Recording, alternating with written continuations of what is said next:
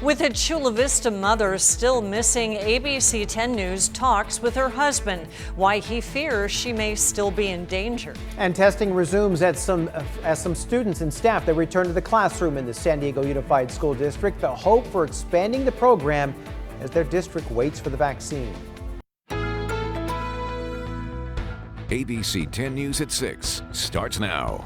Law enforcement agencies across the country are on alert for any potential threats of violence leading up to next week's presidential inauguration. That's right. This week, a warning went out about protests at state capitals. Our ABC 10 News reporter Adam Rakusin looked into the potential for local events and how police are now preparing. 1 week ago, rioters stormed the United States Capitol.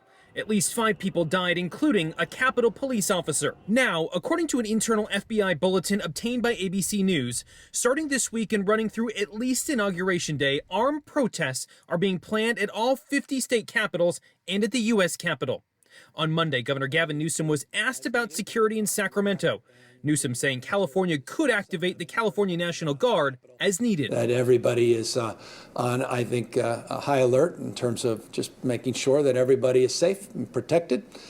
People's free speech can be advanced, but there's no violence. The CHP telling ABC 10 News, we have personnel ready to respond to protect state property and ensure public safety as necessary. Over the weekend, pro-Trump demonstrators and counter-protesters, some claiming to be part of the Antifa movement, clashed in Pacific Beach. That kind of behavior is not wanted or welcomed here in San Diego or in California. The San Diego Police Department says they don't know of any planned disruptive events. The San Diego County Sheriff's Department saying as of this moment, they have no intelligence or information of any threats to the county of San Diego. However, every threat received by the Sheriff's Department is taken seriously and evaluated to determine the validity. Cases determined to be valid are investigated and acted upon accordingly.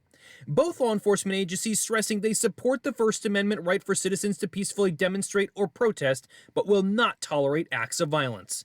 Adam Rakusin, ABC 10 News. And tonight, the FBI continues to ask for the public's help identifying people who unlawfully entered the Capitol last week. Vice President Mike Pence says he will not pursue the 25th Amendment, despite being called on by the House to do so.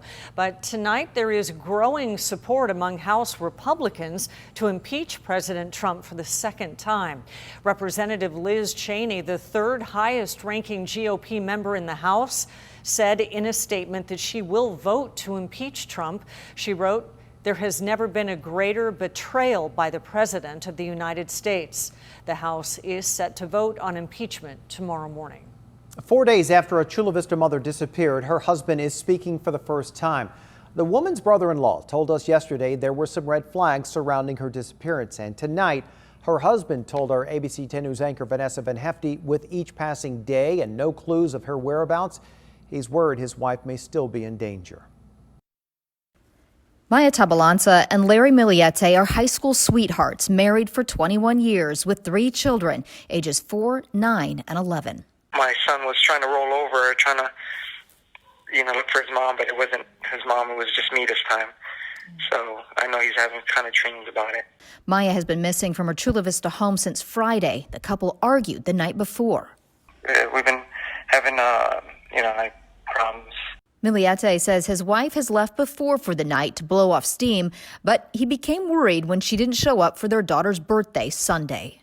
Now that, she missed our daughter's birthday, there's something keeping her from contacting us. So my sister-in-law is, I don't really try to think about that stuff because it's like mind-numbing, but I'm trying to stay positive.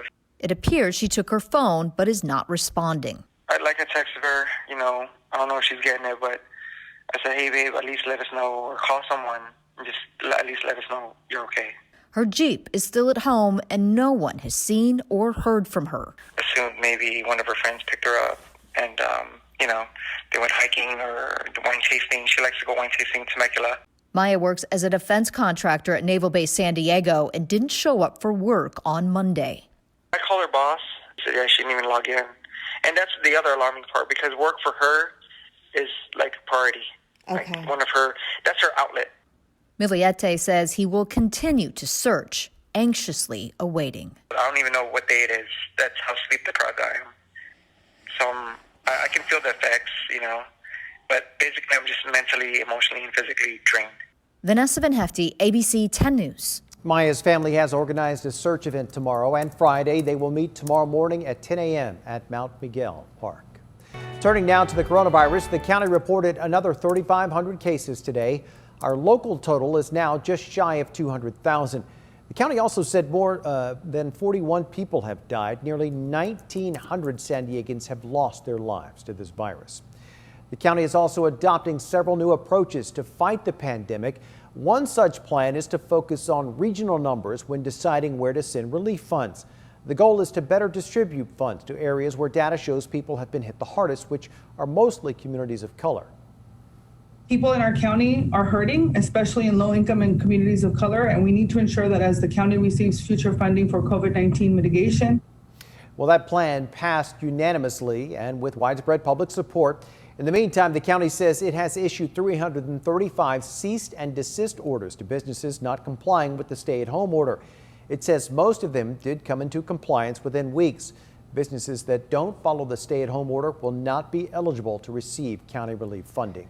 Recent COVID numbers from across California have the state's top doctor cautiously optimistic that we are again flattening the curve. Around the 5th and 6th of January, we were seeing on average 3,500 new admissions for COVID across the state. Over the past couple of days, we've been in the 2,500, 2,600 range for new admissions. Dr. Mark Galley says that while hospitalizations are still going up, they're not going up as much. He also suggested the holiday surge may be less than expected. He added that while hospitalizations may be slowing, we will still likely see a high number of deaths before those numbers catch up with the trend. And you can follow the latest coronavirus developments with the ABC 10 News app. It is free. You can find it in the App Store by searching 10 News. A man who killed several homeless people and brutally attacked a number of others will spend the rest of his life in prison. John Guerrero pleaded guilty last year to 15 felony counts, including murder and arson in connection with attacks on 13 people. He carried out his spree between February and July of 2016 all around San Diego. Police never said if he revealed a motive for those attacks. Guerrero received 4 consecutive life sentences and will not be eligible for parole. Family and friends are desperate to find an East County man who's been missing since before Christmas. Sheriff's deputies say Christopher Parrhurst was last seen on December 23rd at a home on Horizon View Road in Potrero. They say he is diabetic and recently suffered a stroke. He is not believed to be driving a car. Parrhurst is 47 years old, 5 feet inches, 5'5", and weighs 120 pounds. If you have any information about where he may be, please call the San Diego Sheriff's Department. A North County toddler has been reunited with his parents after he was found wandering alone at a San Marcos apartment building last night. Sheriff's deputies found the boy's family overnight. They called with the babysitter who had been watching him. The babysitter didn't realize the boy was missing because she said deputies were looking for a girl. No criminal charges are being filed at this time. The county is pursuing a new strategy to develop a climate action plan that won't be shot down in court. Our partners at KPBS report all of the county's plans so far. They haven't stood up to legal scrutiny. The most recent plan was thrown out because it gave housing developers a way to skirt regulations on greenhouse gas emissions. The county has tried and failed 6 times in the past decade to come up with a workable and legally sound plan. Critics worry the county won't go far enough in order to meet that standard. That's not enough, because they need to reach out fully to committing to zero carbon, a zero carbon climate action plan. So we're excited to see the energy for sure, and we want to keep pushing for them to go as bold as possible. The county is aiming to drop greenhouse gases below 1990 levels by the end of the decade. It's not clear, though, how long it will take to develop that new plan. Researchers may be able to predict major depressive episodes based on metabolism. It's based on a new study that could lead to better treatment for people who suffer from clinical depression. Researchers took blood samples from healthy men and women and found a specific metabolic signature that predicted which ones were likely to relapse within 2.5 years. It's estimated that 1 in 5 Americans will have at least one major depressive episode in their lifetime. People with recurrent clinical depression have an 80% chance of relapse within 5 years. A local nonprofit just broke ground on a new affordable housing community in Linda Vista. Community Housing Works says the Ulrich Street apartments will benefit homeless veterans and foster youth who are transitioning out of the system.